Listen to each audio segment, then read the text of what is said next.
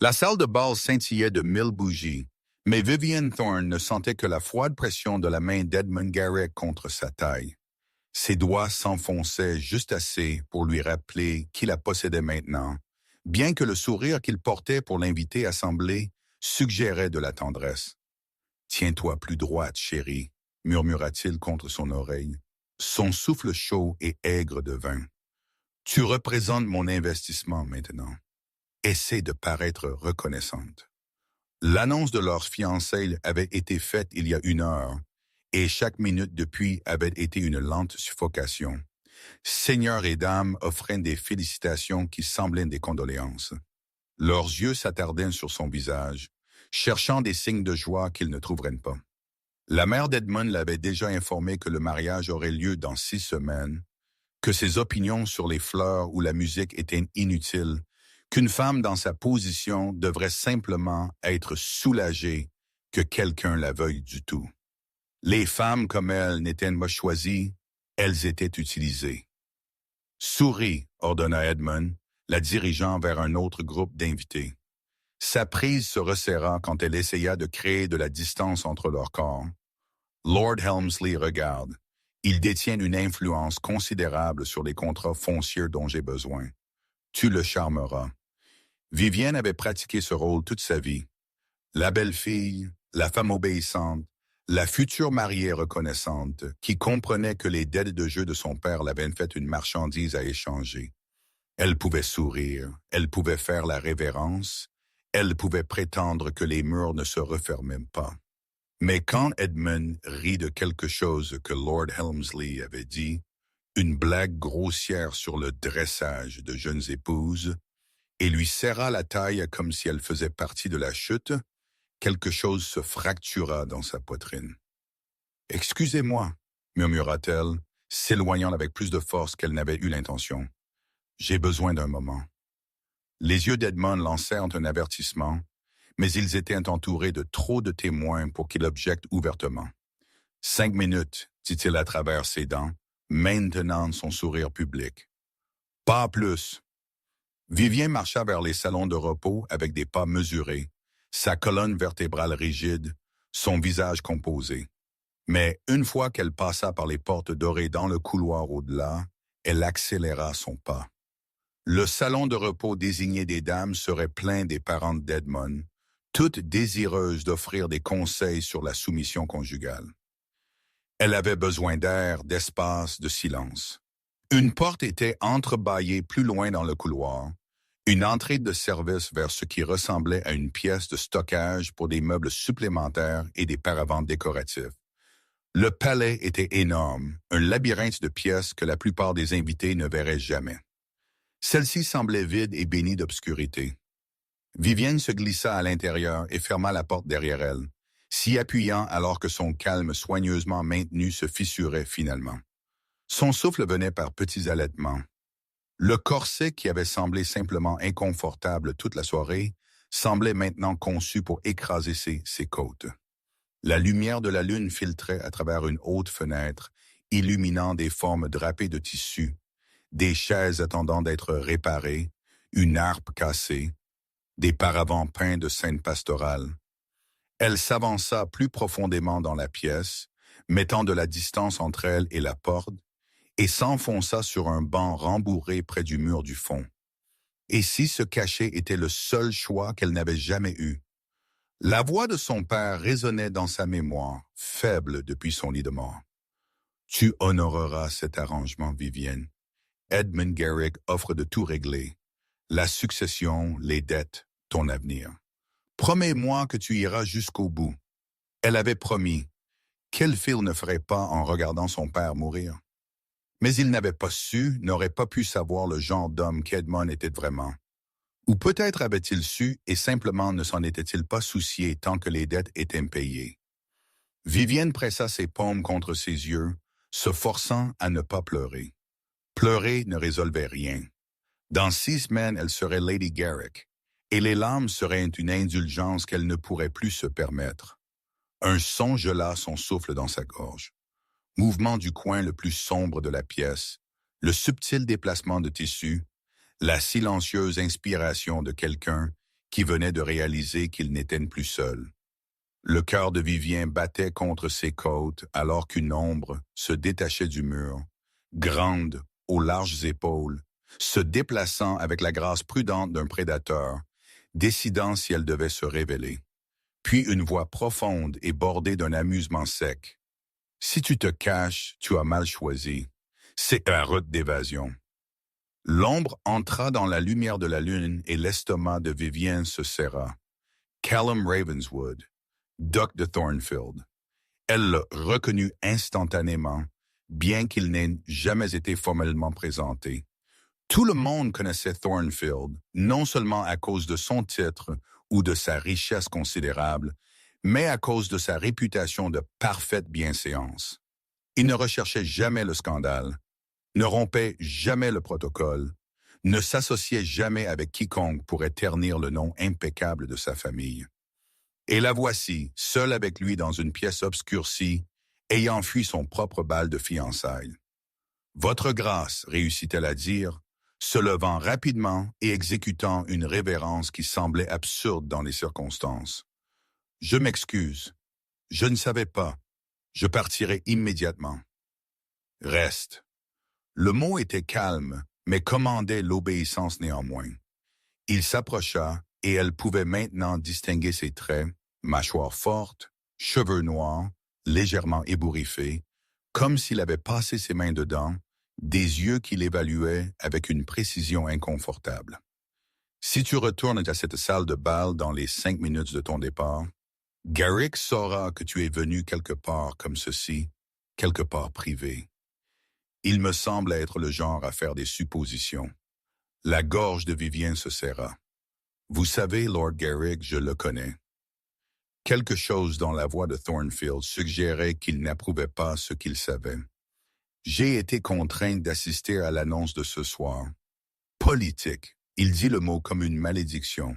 « J'ai passé la dernière heure à me faire dire que je devais publiquement soutenir votre prochain mariage. Quelque chose à propos de contrats fonciers et de routes commerciales qui nécessitent un soutien aristocratique unifié.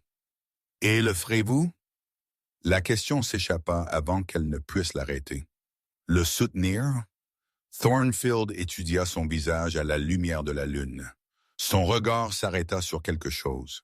La rougeur autour de ses yeux peut-être, ou la façon dont ses mains tremblaient légèrement malgré ses tentatives de les dérober. « Cela dépend, » dit-il lentement, « si la mariée nécessite un soutien ou une intervention. » La neutralité prudente de son ton rendait impossible de discerner sa signification. Offrait-il de l'aide ou jugeait-il sa faiblesse? Vivienne avait appris à s'attendre au dernier de la part d'homme de sa position. « Je ne requiers rien, votre grâce, » elle leva le menton. « Ma situation est ma propre préoccupation. » L'est-elle? Il s'approcha encore, assez près pour qu'elle puisse voir le pli entre ses sourcils. « Tu pleures. » « Je ne suis pas. » Mais même en le disant, elle sentit l'humidité sur ses joues et réalisa qu'il avait raison. Quand cela était-il arrivé, Thornfield fit alors quelque chose qui la choqua plus que sa présence dans la pièce. Il sortit un mouchoir de sa poche et le lui offrit, non pas avec pitié, mais avec la courtoisie pragmatique qu'il pourrait montrer à un égal. « Ton fiancé t'a humilié devant Helmsley, » dit-il doucement. « J'ai vu cela arriver avant ton départ. Si tu étais resté dans cette hall de bal 1 minute de plus, tu l'aurais soit giflé, soit évanoui. Ni l'un ni l'autre ne t'aurait bien servi. » Vivien prit le mouchoir avec des doigts tremblants. « Vous êtes très observateur. Je m'ennuie beaucoup des performances sociales. L'émotion réelle est plus intéressante. » Il s'appuya contre le bord d'une table couverte, s'installant comme s'ils avaient tout le temps du monde. « Depuis combien de temps êtes-vous fiancé à Garrick? » « Les contrats ont été signés il y a 3 semaines à la mort de mon père. Ce soir était l'annonce publique. 3 semaines, l'expression de Thornfield s'assombrit. « Et vous ressemblez déjà à une femme menée à l'exécution. C'est à peine. Je ne fais pas dans la flatterie ou la fiction, mademoiselle Thorne. » Il croisa les bras. « J'ai regardé Garrick opérer pendant des années. C'est un prédateur qui utilise la convention sociale comme terrain de chasse. Si vous êtes piégé dans un contrat avec lui, vous avez ma sympathie. Mais la sympathie ne vous aidera pas. La franchise aurait dû l'offenser.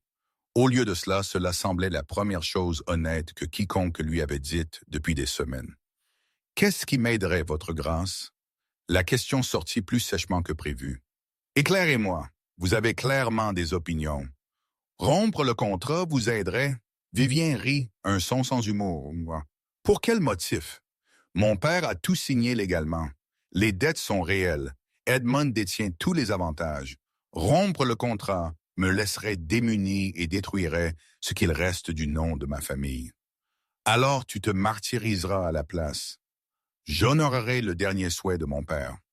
Elle rencontra les yeux de Thornfield directement. Tous d'entre nous n'ont pas le luxe de choisir notre destin, votre grâce. Certains d'entre nous doivent simplement l'endurer. Quelque chose changea dans son expression. Respect peut-être, ou reconnaissance. Tu es plus forte que tu n'en as l'air. Je dois l'être. Ils se tinrent en silence un instant. Les sons lointains du bal filtrant à travers les murs. Vivien savait qu'elle devrait partir. Devrait retourner aux côtés d'Edmund avant qu'il ne vienne la chercher. Mais cette pièce semblait une poche hors du temps, un bref répit où elle pouvait respirer sans que les mains de quelqu'un ne contrôlent ses mouvements. Puis-je vous demander quelque chose? La voix de Thornfield s'était légèrement adoucie. Et tu peux refuser de répondre. Elle hocha la tête. Voulez-vous l'épouser? Personne ne lui avait demandé cela. Pas une seule fois. Il l'avait informé de l'arrangement, l'avait loué de l'avoir accepté, lui avait dit combien elle était chanceuse, mais personne ne s'était soucié de ce qu'elle voulait. Non, murmura-t-elle, je ne veux pas. Thornfield se redressa, et un instant quelque chose de féroce traversa son visage. Puis il ramena ses traits à la neutralité. Alors nous avons un problème. Vous avez été vu descendant ce couloir. J'ai regardé Lady Ashworth prendre note. C'est la tante de Garrick et la pire commère de Londres. D'ici le matin, la moitié du ton croira que vous avez disparu seul avec un homme pendant votre propre bal de fiançailles. Il marqua une pause. Votre réputation peut déjà être compromise. L'horreur inonda Vivienne. Mais nous n'avons rien fait. La vérité est sans importance quand le scandale fait une meilleure histoire. Thornfield se dirigea vers la porte, puis s'arrêta. Quand tu retourneras à la salle de bal, va directement au salon de repos des dames.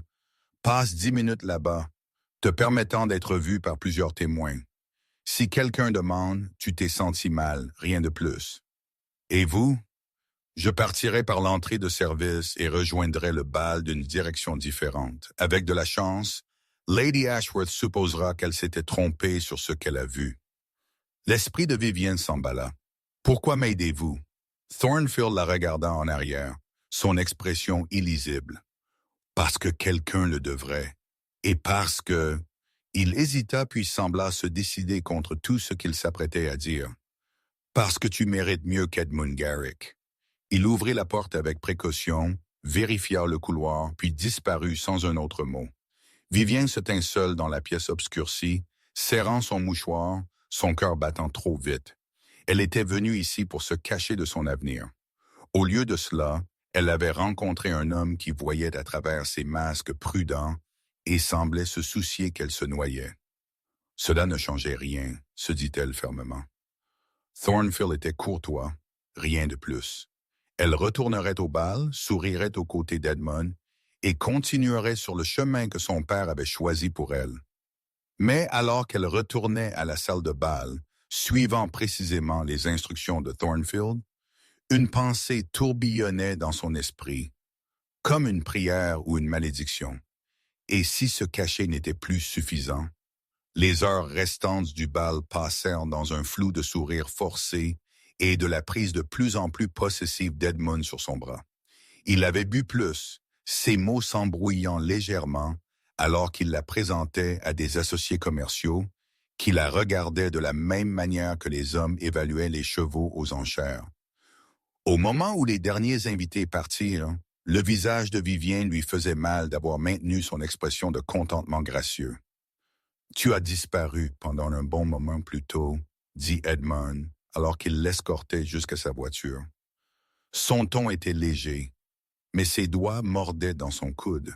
« Je suppose que tu ne faisais rien de stupide. » Je me suis senti mal. Je me suis reposé dans le salon de repos des dames. Il étudia son visage comme s'il cherchait des mensonges. « Fais en sorte que cela n'arrive plus. Ma femme ne sera pas vue comme faible ou dramatique. Tu apprendras à mieux gérer ta constitution. Je ne suis pas encore votre femme, monseigneur. » Les mots s'échappèrent avant qu'elle ne puisse les arrêter. Cette impulsion à dire la vérité qui l'avait toujours mise en difficulté. L'expression d'Edmund se figea, et un instant elle vit une rage pure traverser ses traits avant qu'il ne l'efface. « Non, il acquiesça doucement. Pas encore. Mais tu le seras, mademoiselle Thorne. Ne vous y trompez pas. Les contrats sont en béton. Votre signature est déjà dessus. Tu m'appartiens maintenant de toutes les manières qui comptent. » Il la fit monter dans la voiture avec une courtoisie exagérée, mais la menace planait dans l'air entre eux. Alors que les chevaux s'éloignaient du palais, Vivienne regarda en arrière et vit une silhouette solitaire debout dans l'une des hautes fenêtres, grande, aux cheveux sombres, observant son départ. Thornfield. Elle se détourna rapidement, mais son mouchoir était toujours glissé dans sa manche. Une petite preuve que quelqu'un dans cette salle de bal scintillante l'avait vue comme plus qu'une propriété. La semaine qui suivit n'apporta aucun soulagement. Edmund lui rendait visite quotidiennement à la petite maison de ville de sa famille à Londres, chaque visite une performance de courtoisie au bénéfice des domestiques, tandis que ses mots privés coupaient comme du verre. Il lui apporta des cadeaux, des choses chères et impersonnelles qui mettaient en valeur sa richesse plutôt que toute connaissance de ses préférences. Un collier voyant, une jument si fougueuse qu'elle serait dangereuse à monter. Des livres sur la gestion domestique et les devoirs conjugaux.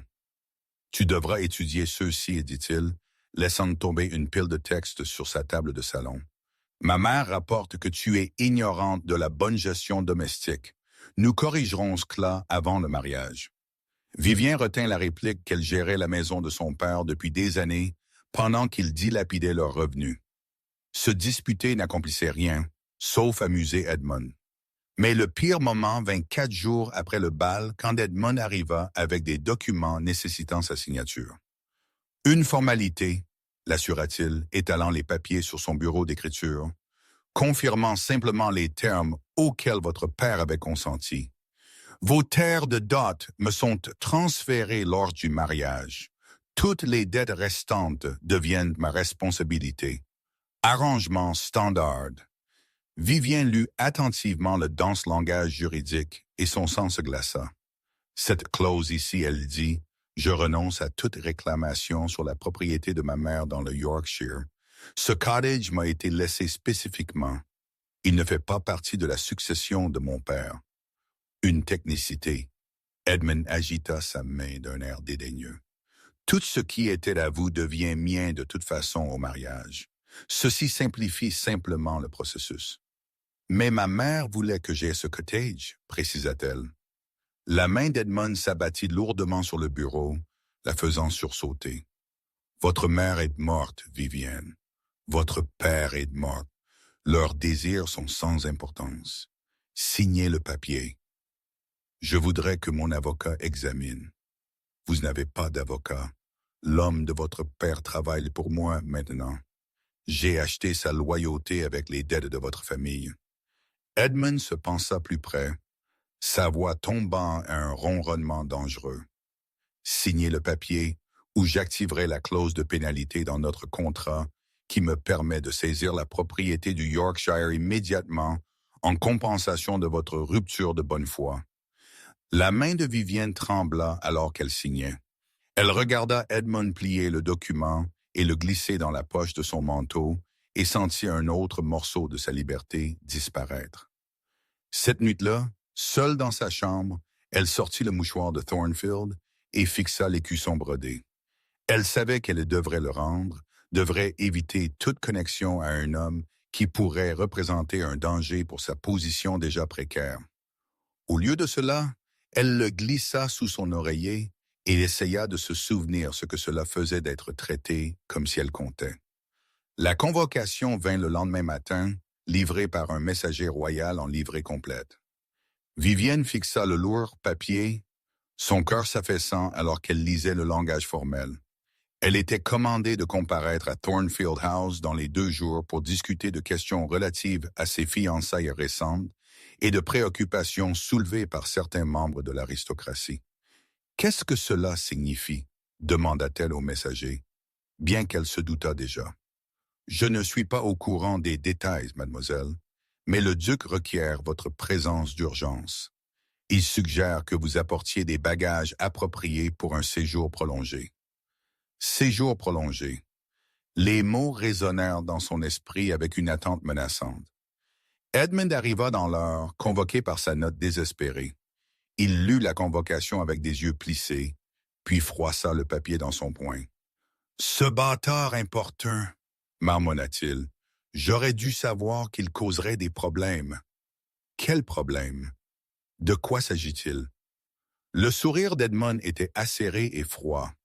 Il semble que quelqu'un ait lancé une rumeur selon laquelle vous avez été vu entrant dans une pièce privée avec Thornfield pendant notre bal de fiançailles. Lady Ashworth a fait des commérages et maintenant la duchesse de Marbury, marraine de Thornfield, et une femme avec beaucoup trop d'influence demande une enquête sur la bienséance de nos fiançailles. L'estomac de Vivien se serra, mais rien ne s'est passé. Peu importe ce qui s'est passé, Edmund commença à faire les 100 pas, ses mouvements agités. Ce qui compte, c'est la perception.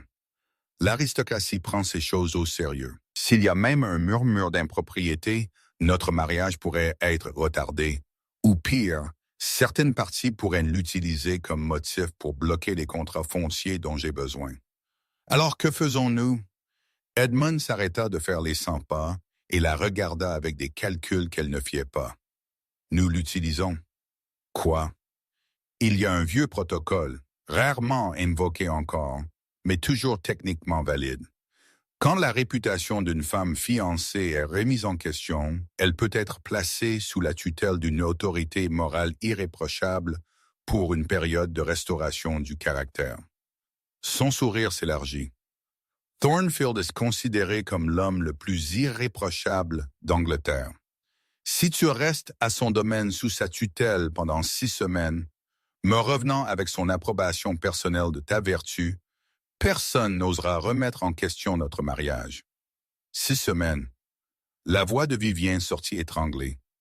Tu veux que je vive dans la maison de Thornfield, sous sa supervision avec tout son personnel de maison, et probablement sa marraine aussi.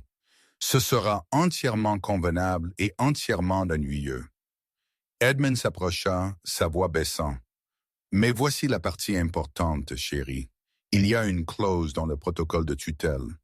Si tu violes une règle de bonne conduite pendant ces 6 semaines, si tu donnes à Thornfield une raison de questionner ton caractère, le contrat de mariage original peut être annulé et moi, en tant que partie lésée, je peux réclamer les actifs restants de ta famille en compensation. » Le piège se cristallisa dans son esprit avec une horrible clarté. Tu m'envoies là-bas espérant que j'échouerai. Je t'envoie là-bas pour te donner une dernière chance de prouver que tu vaux l'investissement que j'ai fait. Edmund lui agrippa le menton, la forçant à rencontrer ses yeux. Comporte-toi parfaitement. Suis chaque règle. Reviens-moi dans 6 semaines avec la bénédiction de Thornfield et nous serons mariés comme prévu. Mais si tu glisses, si tu montres un seul moment de l'esprit rebelle que tu continues d'essayer de cacher, tu perdras tout.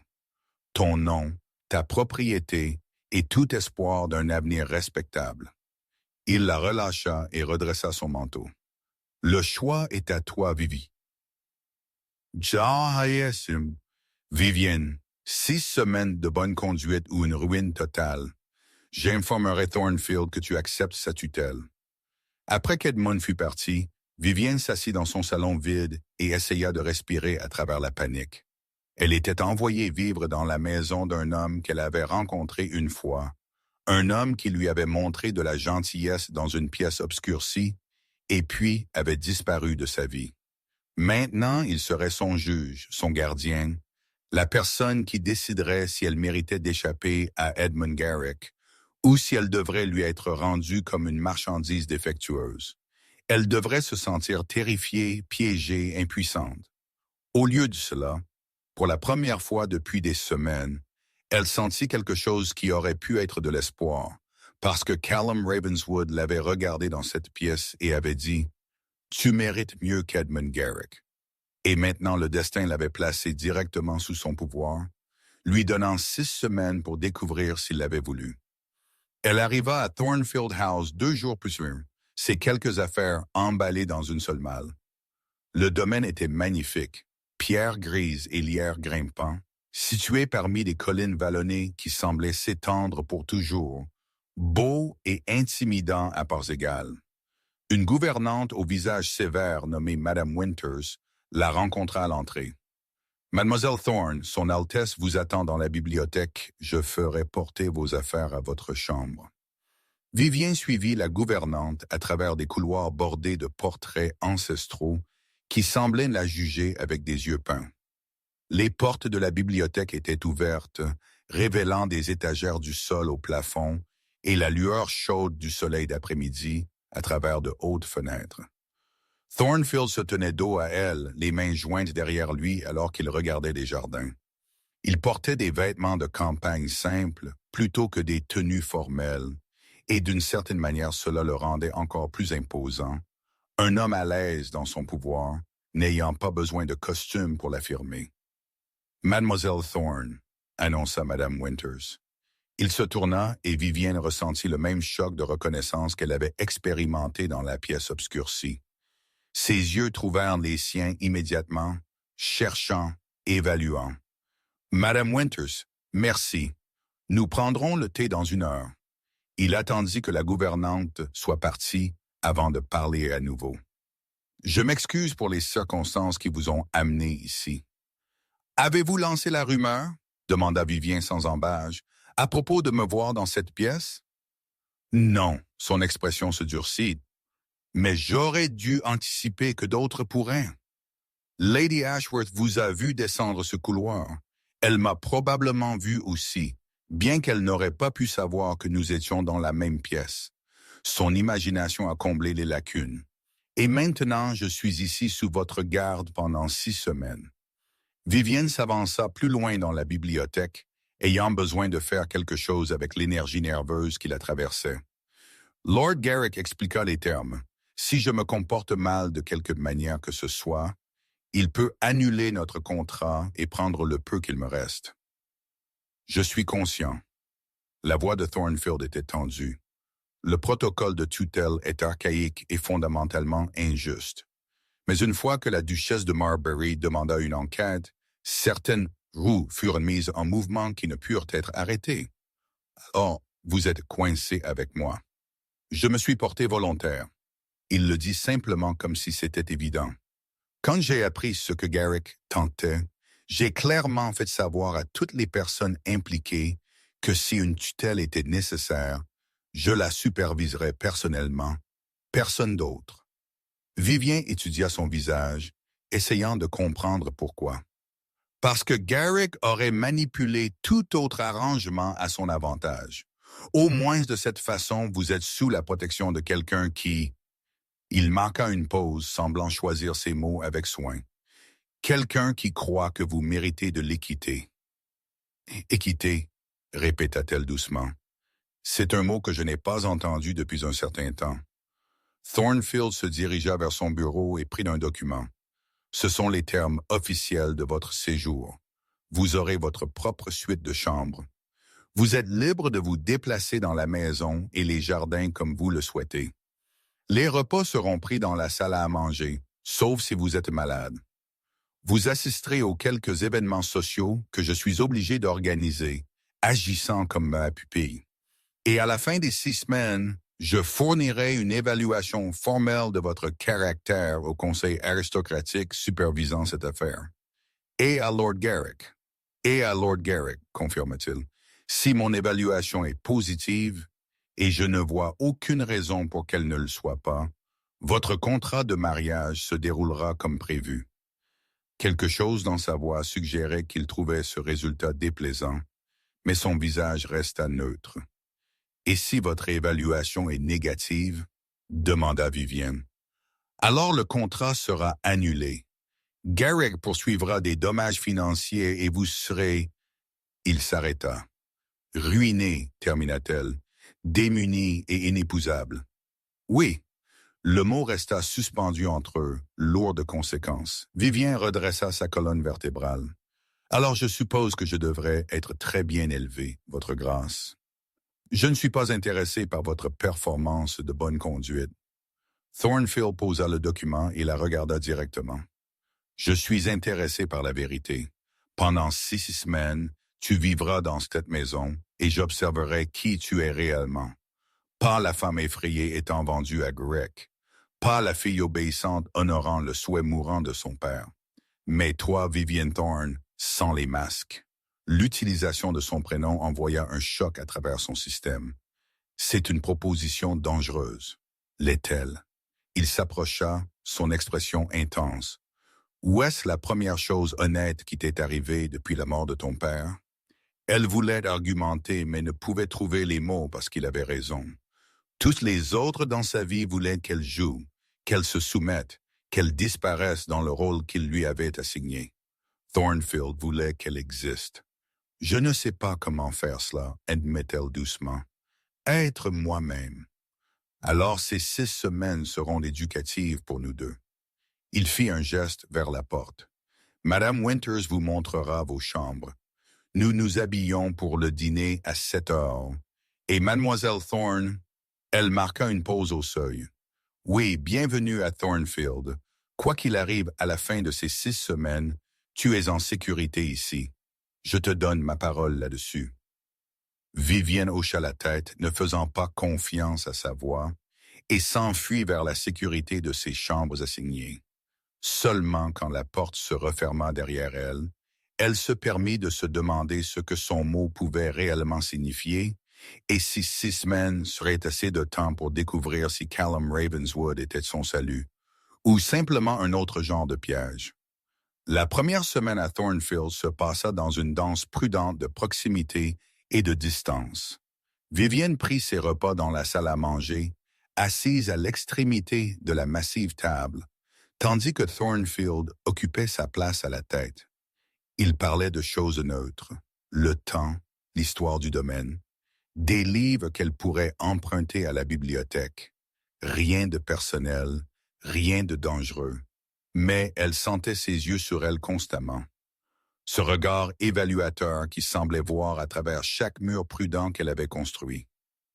Madame Winters gérait la maison avec une précision militaire, et le reste du personnel traitait Vivienne avec une chaleur polie qui la surprit.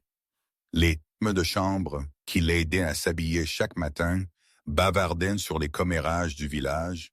Le cuisinier lui demanda ses préférences pour les repas. Même le gardien sévère offrit de lui montrer la célèbre roseraie du domaine. C'était l'opposé de la froide réception qu'elle avait attendue dans une maison où elle était essentiellement une prisonnière. Le 4e jour, elle rencontra Thornfield dans la bibliothèque, entouré de livres de contes et de correspondances. Il avait l'air fatigué, une mèche de cheveux sombres tombant sur son front d'une manière qui le faisait paraître plus jeune, plus abordable. « Je suis désolé, dit-elle, commençant à reculer. Je ne voulais pas vous déranger. » Vous ne l'êtes pas, il posa sa plume. La bibliothèque est à vous d'utiliser quand vous le souhaitez. Cela faisait partie de notre accord. Vivienne se dirigea vers les étagères, courant ses doigts le long des dos. Vous avez une collection impressionnante. Le fait de mon grand-père. Il croyait que la bibliothèque d'un homme reflétait son esprit. Thornfield se pencha en arrière dans sa chaise. Qu'aimez-vous lire? Principalement de la poésie, bien que mon père pensât que c'était frivole. Elle sortit un volume de Byron. Il préférait que j'étudie la gestion domestique. Byron est à peine frivole, bien que je suppose que Garrick serait d'accord avec votre père. La façon dont il prononça le nom d'Edmund, avec ce bord de dégoût la rendit audacieuse. Vous ne l'aimez pas. Je ne lui fais pas confiance. Thornfield se leva et se déplaça pour se tenir près d'elle, assez près pour qu'elle puisse sentir le cèdre et l'encre. J'ai fait des enquêtes depuis votre arrivée. Les dettes de votre père étaient réelles, mais Garrick les a achetées pour bien moins que leur valeur nominale. Il aurait pu négocier un plan de remboursement raisonnable. Au lieu de cela, il a exigé le mariage. Le souffle de Vivien se coupa. Pourquoi me dites-vous cela? Parce que vous devriez savoir dans quoi vous vous engagez. Si vous lui retournez à la fin de ces 6 semaines, vous serez légalement lié à un homme qui vous voit comme une propriété qu'il a acquise à prix réduit. Et si je ne lui retourne pas, je serai démuni. Elle rencontra ses yeux. Vous avez dit vous-même, si vous donnez une évaluation négative, je perds tout. Alors quel choix ai-je réellement, votre grâce? Quelque chose vacilla sur son visage. Frustration peut-être ou regret. Je ne sais pas encore, mais je travaille à vous en trouver un. Avant qu'elle ne puisse demander ce qu'il voulait dire, la porte de la bibliothèque s'ouvrit en grand et un tourbillon de soie bordeaux envahit la pièce. « Callum, pourquoi ne m'as-tu pas dit que tu hébergeais une jeune femme? » La nouvelle venue s'arrêta, observant la présence de Vivienne. « Oh, vous devez être Mademoiselle Thorne. Vivienne, puis-je vous présenter la duchesse de Marbury, ma marraine? » Le ton de Thornfield était résigné. « Votre grâce, vous étiez censé arriver la semaine prochaine. J'ai avancé ma visite quand j'ai entendu les commérages. La duchesse avait peut-être 60 ans, avec des cheveux argentés et des yeux qui pétillaient d'intelligence. Edmund Garrick répand des rumeurs selon lesquelles vous corrompez sa fiancée innocente. J'ai pensé que je devrais observer la situation personnellement. » Vivienne sentit de la glace glisser le long de sa colonne vertébrale. « Corrompant? Oh, n'y prêtez pas attention, cher. Edmund est un serpent qui ment pour le plaisir. » La duchesse s'installa sur un canapé avec une aisance de propriétaire. « Mais ces mensonges ont de l'influence. C'est pourquoi je suis ici pour m'assurer que mon filleul mène cette tutelle d'une manière irréprochable. » « Je suis toujours irréprochable, » dit Thornfield sèchement. « Oui, vous êtes fastidieusement convenable. C'est l'un de vos rares défauts. » Elle tourna son regard acéré sur Vivien. « Dites-moi, Mademoiselle Thorne, voulez-vous épouser Edmund Garrick? » La question directe posée devant Thornfield semblait un piège. « Mon père a arrangé. Je n'ai pas demandé à propos de votre père. J'ai demandé à propos de vous. » La duchesse se pencha en avant. « Je suis très vieille et très riche, ce qui signifie que j'ai gagné le droit à l'impolitesse. Alors, je demanderai à nouveau, voulez-vous épouser cet homme? » Vivienne regarda Thornfield, qui la regardait avec une intensité illisible. Puis elle fit un choix. La même impulsion à dire la vérité qui l'avait toujours mise en difficulté. « Non, dit-elle clairement, je ne veux pas l'épouser. Je n'ai jamais voulu. » La duchesse sourit, une expression nette et satisfaite. « Bien. Alors nous avons 6 semaines pour vous trouver une alternative.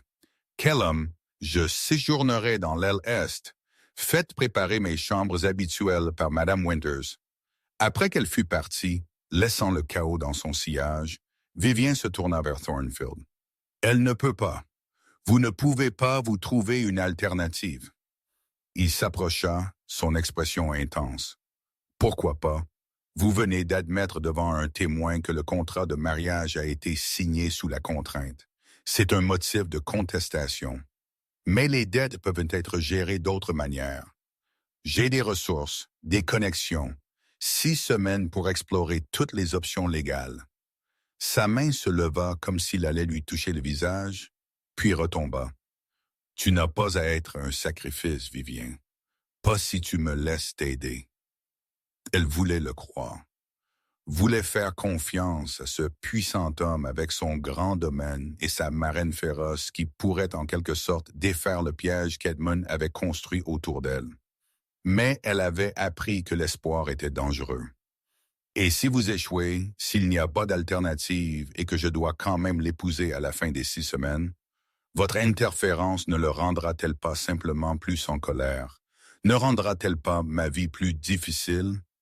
La mâchoire de Thornfield se serra. Alors je m'assurerai qu'il sache que toute l'aristocratie regarde comment il vous traite, que toute cruauté aura des conséquences. Vous ne pouvez pas me protéger pour toujours. Non, il acquiesça doucement. Mais je peux vous protéger pendant 6 semaines, et peut-être que cela suffira. Cette nuit-là, allongée dans son lit confortable dans ses chambres élégantes, Vivienne se permit de se demander ce que ce serait d'être réellement libre, de choisir son propre chemin, de n'appartenir à personne d'autre qu'à elle-même. Cela ressemblait à une fantaisie. Mais Callum Ravenswood commençait à faire en sorte que cela ressemble à une possibilité, et cela, là, elle le soupçonnait, était plus dangereux que tout ce qu'Edmund lui avait fait. La deuxième semaine apporta des changements inattendus.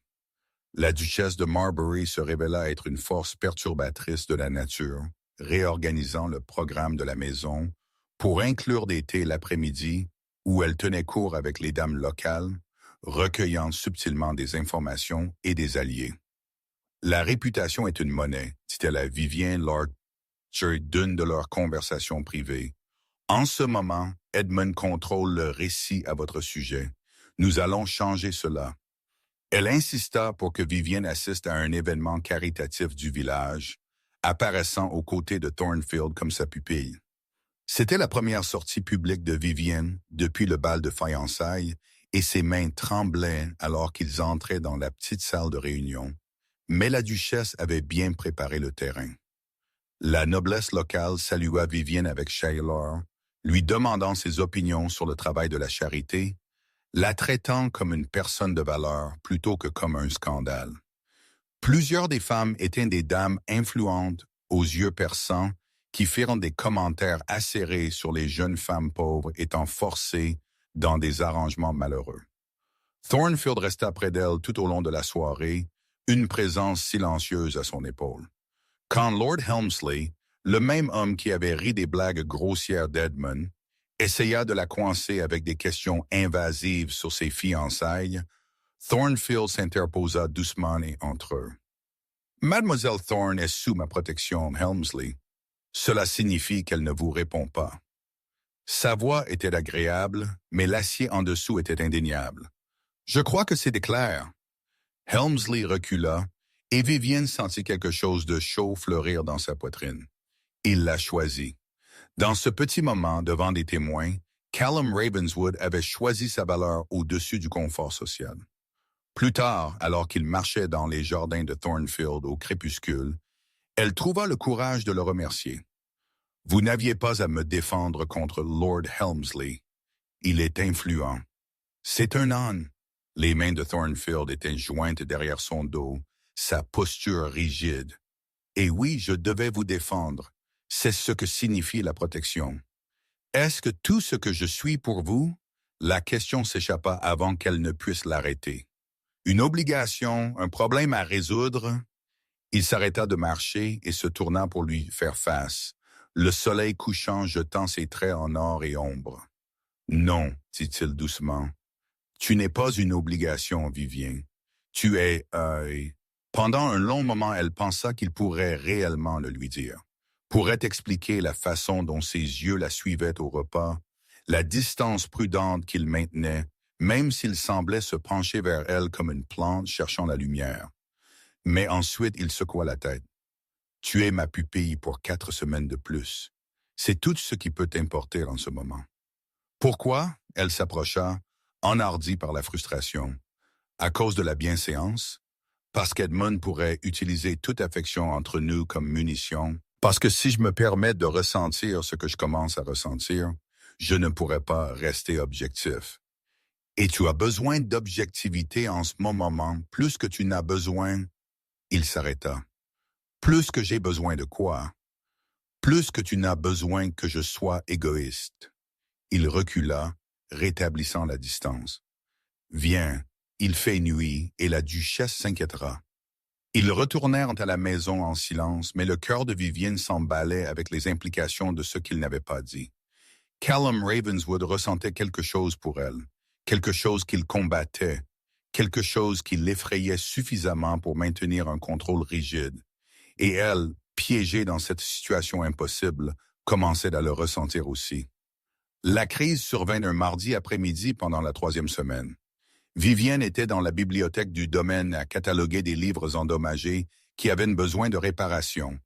Un projet pour lequel elle s'était portée volontaire parce qu'il lui donnait un but. Elle venait de découvrir une magnifique première édition de Paradis perdu, avec un dos déchiré quand des voix élevées résonnèrent depuis le hall d'entrée.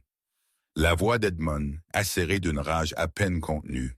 Elle posa le livre avec des mains tremblantes et se dirigea vers la porte de la bibliothèque. Par l'interstice, elle pouvait voir Edmund confronter Thornfield près de l'escalier principal. « Me la gardant délibérément », disait Edmund. « Le protocole de tutelle permet des visites de fiancés. J'ai tout à fait le droit. Tu n'as droit à rien dans cette maison. » La voix de Thornfield était de la glace. « Le protocole permet des visites supervisées à ma discrétion. Je ne le juge pas actuellement approprié. » « Parce que tu la veux pour toi. » L'accusation d'Edmund résonna dans le hall. Tout le monde à Londres en parle. Le duc de Thornfield, si rigoureusement convenable, finalement tenté par de la marchandise abîmée. Le son de l'impact fit tressaillir Vivienne. Elle poussa la porte plus largement pour voir Thornfield agripper le manteau d'Edmund, l'ayant claqué contre le mur avec une violence contrôlée. « Parle d'elle de cette manière encore, » dit Thornfield, sa voix mortellement calme, « et les protocoles de tutelle seront le moindre de tes soucis. Sommes-nous clairs? » Le visage d'Edmund était devenu pâle, mais ses yeux s'éteillaient de malice. « Vous venez de m'agresser devant des témoins, votre grâce. Comme c'est proprement aristocratique. » Vivien réalisa que plusieurs domestiques s'étaient figés dans leurs tâches, observant la confrontation avec de grands yeux. Edmund avait raison. Cela deviendrait des commérages. Plus de munitions pour lui à utiliser. Elle entra dans le hall avant de pouvoir reconsidérer. « Lord Garrick, quelle visite inattendue! » Les deux hommes se tournèrent pour la regarder. L'expression d'Edmund se transforma instantanément en un masque de préoccupation blessée. « Ma chère Vivienne, je me suis tant inquiété pour toi. Isolé ici sans aucune nouvelle. Je t'ai écrit 2 fois. » Vivienne garda sa voix stable. « Sûrement vous avez reçu mes lettres, vous assurant de mon bien-être. » Le mensonge était fluide, livré avec la même fausse courtoisie qu'Edmund lui avait enseignée. Elle vit la compréhension éclairer les yeux de Thornfield. Elle jouait le jeu, créant une trace écrite qui les protégerait tous les deux. « Ah oui, bien sûr. » Edmund s'extirpa de la prise de Thornfield et redressa son manteau. « Bien que les lettres ne soient pas un substitut pour vous voir en personne, vous avez bonne mine. »« Je vais bien, merci. Et comment occupez-vous votre temps? J'espère que son Altesse ne vous trouve pas gênante. » Les implications de ce mot firent ramper la peau de Vivienne. « J'assiste avec le catalogue de la bibliothèque et participe à des œuvres caritatives locales. La duchesse de Marbury a été une merveilleuse mentor. Comme c'est charmant. » Edmund s'approcha, envahissant son espace d'une manière qui lui donna envie de reculer. « J'ai hâte de continuer votre éducation une fois que nous serons mariés. Il y a tant de choses que vous devez encore apprendre. » La menace sous ces mots agréables était claire. Obéissance, soumission, punition pour cette période de liberté relative. Thornfield s'interposa entre eux, son langage corporel protecteur, même si ses mots restent informels. « Comme vous pouvez le voir, Mademoiselle Thorne prospère. Vos préoccupations sont infondées. Je vais vous reconduire à la sortie. Je trouverai mon propre chemin. » Edmund esquissa une révérence moqueuse. « Vivien, je viendrai de nouveau la semaine prochaine. Peut-être son Altesse sera-t-elle plus arrangeante quant à nous permettre du temps privé ensemble. » Après son départ, le hall resta figé un instant, puis Thornfield renvoya les domestiques d'un geste brusque et se tourna vers Vivienne. « Êtes-vous tout à fait bien? » « Je devrais vous poser cette question. C'est vous qui venez de commettre une agression dans votre propre hall d'entrée. » Mais sa tentative de légèreté échoua. Ses mains tremblaient assez fort pour qu'elles doivent les joindre. Thornfield remarqua immédiatement. Il la guida de nouveau dans la bibliothèque et ferma la porte, leur donnant de l'intimité. « Asseyez-vous avant de tomber. »« Je vais bien. »« Tu es terrifié. Assieds-toi. » Elle s'enfonça sur la chaise la plus proche et il lui versa un verre de cognac du buffet sans demander. « Bois. » Le cognac brûlait, mais il la calma. « Pourquoi est-il vraiment venu? » « Pour tester les limites, pour te rappeler qu'il te possède toujours. » Thornfield fit les 100 pas le long de la bibliothèque, agitation dans chaque ligne de son corps, et pour recueillir des preuves que je dépasse mon rôle de tuteur. Vous m'avez défendu, ce n'est pas dépassé. J'ai mis mes mains sur lui en colère. C'est exactement ce qu'il voulait. Thornfield s'arrêta devant elle, la frustration évidente. J'aurais dû maintenir le contrôle, aurais dû être poli et distant. Au lieu de cela, je lui ai donné des munitions pour affirmer que je suis partial. Vivienne se leva, s'approchant de lui. Vous étiez humaine. Il n'y a pas de crime là-dedans. Il y en a quand ton humanité te met en danger. Ses yeux rencontrèrent les siens, sombres d'émotion. Je ne peux pas être ce dont tu as besoin si je perds mon objectivité, si je laisse la colère obscurcir mon jugement. Et de quoi ai-je besoin, votre grâce? La question resta suspendue entre eux, chargée de tout ce qu'ils n'avaient soigneusement pas dit depuis 3 semaines. « Tu as besoin de quelqu'un qui peut vaincre Garrick légalement, » dit Thornfield, mais sa voix manquait de conviction. « Quelqu'un qui peut trouver la faille dans ses contrats, exposer sa fraude, te donner une vraie liberté. Et si ce quelqu'un n'existe pas, alors tu as besoin de quelqu'un d'assez fort pour te protéger même après que tu sois sa femme. Quelqu'un qui peut le faire craindre de te maltraiter. » « Ce n'est pas de la protection, » dit Vivienne doucement. « C'est reporter l'inévitable. » Les mains de Thornfield se levèrent comme pour la toucher, puis retombèrent. « Je sais. » Ils se tinrent dans un lourd silence, la vérité pesant entre eux. Toutes ses ressources, toute son influence pourraient ne pas être suffisantes pour briser les chaînes qu'Edmund avait forgées, et ils le savaient tous les deux. « Je devrais retourner à mon catalogage, » dit Vivien finalement, bien que l'idée de se concentrer sur des livres endommagés semblait impossible. « Vivien, s'il te plaît, ne... » Elle recula. « Ne t'excuse pas de m'avoir défendu. Ne promets pas des choses que tu ne peux pas garantir. Laisse-moi juste travailler. » Il hocha la tête raidement et partit, et Vivien retourna à ses livres avec des mains tremblantes. Mais ce soir-là, pendant le dîner, elle trouva une note glissée à côté de son assiette. L'écriture de Thornfield, audacieuse et claire. « Tu mérites d'être choisie, pas prise. » Elle leva les yeux sur toute la longueur de la table, rencontrant ses yeux. Il ne sourit pas, n'accusa pas réception de la note au-delà de ce seul regard stable, mais c'était suffisant. Pour l'instant, c'était suffisant de savoir qu'il la voyait. Vraiment la voyait, même si le monde était déterminé à la rendre invisible. La 4e semaine apporta une nouvelle catastrophe sous la forme d'une lettre de Londres. La duchesse de Marbury entra une furie dans la salle de petit-déjeuner, agitant le papier comme un étendard de bataille. Cette belette comploteuse et manipulatrice. Thornfield prit la lettre sans commentaire et la lut, son expression s'assombrissant. Quand cela est-il arrivé? Le courrier de ce matin, il est déjà en circulation parmi la moitié de l'aristocratie. La duchesse se tourna vers Vivienne.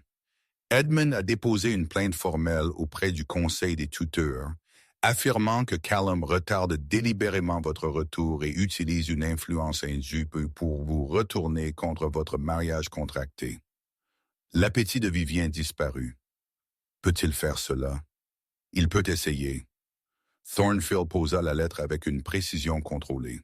Il demande une enquête officielle. Le Conseil enverra un représentant pour vous interviewer en privé et évaluer si j'ai dépassé mon autorité. C'est absurde, la duchesse claqua. Vous n'avez été que convenable. Sauf quand je l'ai physiquement maîtrisé devant des témoins. La voix de Thornfield était plate. Il utilise cet incident pour construire son dossier. Vivienne sentit la panique monter. Que se passe-t-il si le conseil tranche en sa faveur? La tutelle prend fin immédiatement. Vous retournez à Londres et le mariage se déroule dans la semaine. Thornfield la regarda directement. Edmund est en train d'escalader. Il craint que nous ne trouvions des alternatives, alors il essaie de forcer une conclusion avant que nous puissions agir. Le sommes-nous? Vivien demanda. Trouver des alternatives? La pause qui suivit lui dit tout. Il y a des options que nous explorons, dit la duchesse avec précaution. Mais aucune n'est garantie, alors je pourrais encore finir mariée à lui. Ni l'un ni l'autre ne la contredit. L'enquête était prévue pour 3 jours plus tard. En attendant, Edmund redoubla d'efforts, faisant des apparitions quotidiennes aux portes de Thornfield, chaque fois avec une nouvelle plainte ou demande. Il voulait un accès privé à Vivien. Il voulait que ses lettres à lui soient rendues publiques. Il voulait la preuve qu'elle n'était pas contrainte. Le 2e jour, il amena un témoin, une femme au visage pincé qui affirmait être la compagne de son cousin. Elle témoigna aux représentants du conseil qu'elle avait vu Thornfield et Vivien marcher seuls ensemble, dans les jardins à une heure inappropriée, leurs têtes proches l'une de l'autre, en conversation intime. C'était un mensonge, mais un plausible. Ils avaient marché dans les jardins, ils avaient parlé en privé. L'intimité était plus difficile à nier parce qu'elle existait, même s'ils n'avaient jamais agi dessus. Je n'ai jamais été seul avec Mademoiselle Thorne d'une manière inappropriée. Thornfield dit au représentant du conseil, un homme sévère nommé Lord Justice Pitton. Chaque interaction a été menée avec pleine conscience de la bienséance. Pourtant, vous avez frappé son fiancé dans votre propre maison. Je l'ai maîtrisé quand il est devenu agressif. Il y a une différence. Y en a-t-il une? Pitton fit des notes dans son registre. 2 observateurs extérieurs, votre grâce. Votre comportement suggère un investissement personnel au-delà d'une tutelle appropriée. Lord Garrick croit que vous tentez de le supplanter dans les affections de Mademoiselle Thorne. Lord Garrick est paranoïaque et contrôleur, ce qui est précisément pourquoi Mademoiselle Thorne a besoin de protection. Ce n'est pas votre détermination à faire. Le contrat de mariage a été signé légalement. Votre rôle est d'évaluer son caractère, non d'interférer avec ses obligations contractuelles. L'entretien avec Vivien fut pire. Pitton la questionna avec une précision implacable, essayant de la faire trébucher pour qu'elle admette des sentiments pour Thornfield, ou des plaintes à propos d'Edmund, ou toute indication que la tutelle était devenue quelque chose de plus que professionnel. « Voulez-vous épouser Lord Garrick ?» demanda-t-il pour la 3e fois. Vivienne avait appris sa leçon de la dernière fois qu'elle avait répondu honnêtement à cette question. « Je veux honorer les arrangements de mon père. Ce n'est pas ce que j'ai demandé. C'est la seule réponse qui compte, monseigneur. Mon père a signé les contrats. Je m'y conformerai. Même si le duc de Thornfield vous a offert des alternatives, le piège était évident, mais l'éviter semblait impossible. Son Altesse a fait des recherches sur les options légales, comme c'est son droit en tant que mon tuteur, mais je ne suis sous aucune illusion que ces options sont garanties. Vous semblez résigné à votre destin. Je semble réaliste, monseigneur. » Après que Pitton fut parti, promettant une décision dans les 2 jours, Vivienne trouva Thornfield dans la bibliothèque, regardant par la fenêtre avec ses épaules rigides. « Cela va échouer, dit-elle doucement. Nous ne savons pas cela encore. »« Oui, nous le savons. » Elle se déplaça pour se tenir à côté de lui. « Pitton a déjà décidé. Edmond a trop de preuves de quoi que ce soit entre nous. Même si nous n'avons rien fait de mal, l'apparence est suffisante. Je ne le laisserai pas te reprendre. » Les mots étaient féroces, désespérés. Il doit y avoir quelque chose. Il n'y en a pas. Vivienne sentit un étrange calme s'installer sur elle. J'ai su depuis le début que c'était sans espoir. Vous avez essayé, la duchesse a essayé, mais certains pièges sont trop bien construits pour s'en échapper. Thornfield se tourna pour lui faire face. Et pour la première fois depuis qu'elle l'avait rencontré, Elle vit son calme se fissurer. Je ne peux pas simplement te le livrer. Pas maintenant, pas après. Après quoi? Il réduisit la distance entre eux en deux enjambées, et pendant un instant à couper le souffle, elle pensa qu'il pourrait réellement l'embrasser, pourrait jeter tout son contrôle prudent, et juste prendre ce qu'ils voulaient tous les deux. Au lieu de cela, sa main se leva pour lui prendre la joue, si douce que cela lui donna envie de pleurer. « Après que j'ai vu qui tu es réellement, dit-il doucement, après t'avoir regardé être courageuse et gentille et à l'esprit vif, après t'avoir écouté rire avec les domestiques et argumenter philosophie avec ma marraine, après avoir réalisé que tu es exactement le genre de femme que je ne savais pas que j'attendais. » Vivien se pencha contre son contact, se permettant ce seul moment d'honnêteté. « Je n'ai jamais été choisi avant. Pas vraiment. Mon père a choisi la commodité. Edmund a choisi l'investissement. Mais vous? Je te choisis, termina Thornfield. Chaque jour, je te choisis, même sachant que je devrais probablement te laisser partir. Alors pourquoi maintenir la distance? Sa voix se brisa. Si nous allons perdre de toute façon, pourquoi pas?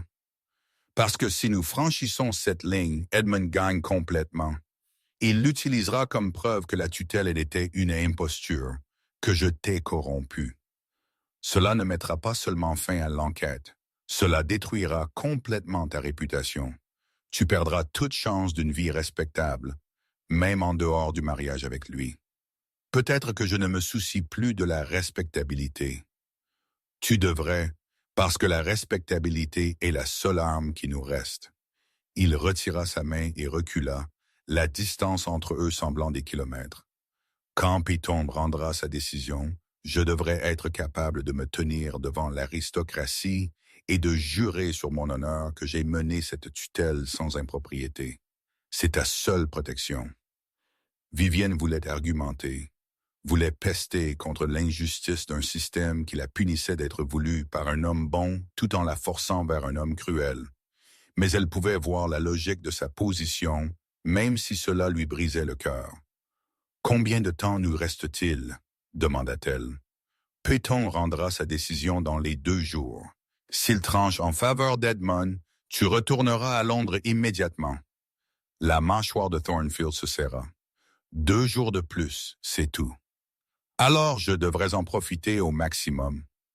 Elle le laissa debout dans la bibliothèque et se retira dans ses chambres où elle se permit finalement de pleurer.